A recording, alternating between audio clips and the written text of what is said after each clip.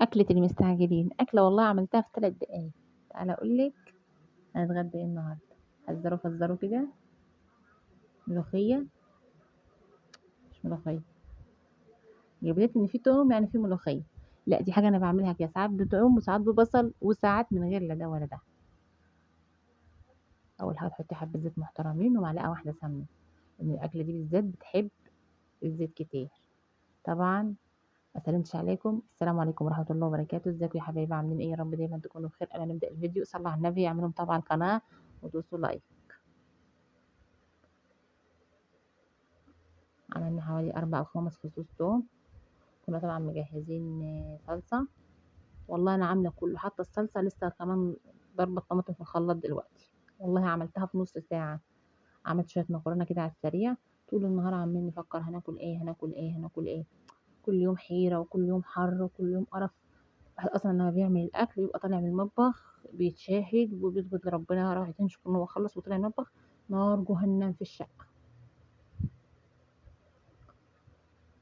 الواحد يعني لو طول يقضّيها كل يوم أي حاجة وعيش وكده كان عملها والله، بس الواحد في رقبته عيال. جبت بقى حوالي كيلو ربع طماطم كده، قمت جاية ضاربة في الخلاط على السريع.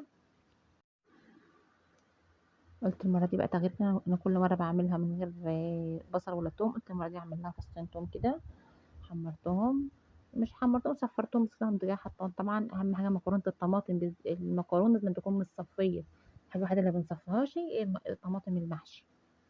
وعندِك بقى كام قطعة فلفل ألوان كده، قمت جاية مقطّعاهم كمان بيدّوا طعم وتيست حلو أوي على فكرة، وبرضه فيهم قيمة غذائية عالية جدًا. طبعًا هي باينة إن هي بيضة، بس والله العظيم ما كانتش بيضة، ما أعرفش الكاميرا مالها، جايباها ظلماها والله، كانت حمرا خالص على فكرة.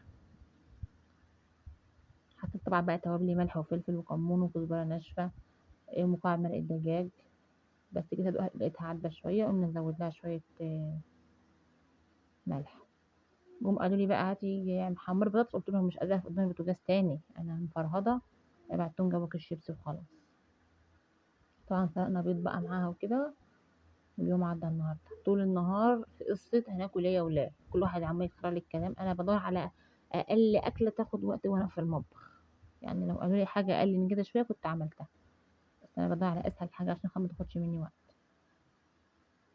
خلاص بقى يالّا نغرف بقى، شوفوا والله حمرا إزاي، والبيض طبعًا على ما قشرته كنت سلّخته كده باين إنه لسه صابح والّا إيه، وكنت بعتّ بنتي تجيب كيس شيبسي من تحت، وغدوة على السريع كده. تعالوا يالّا اتغدوا معانا.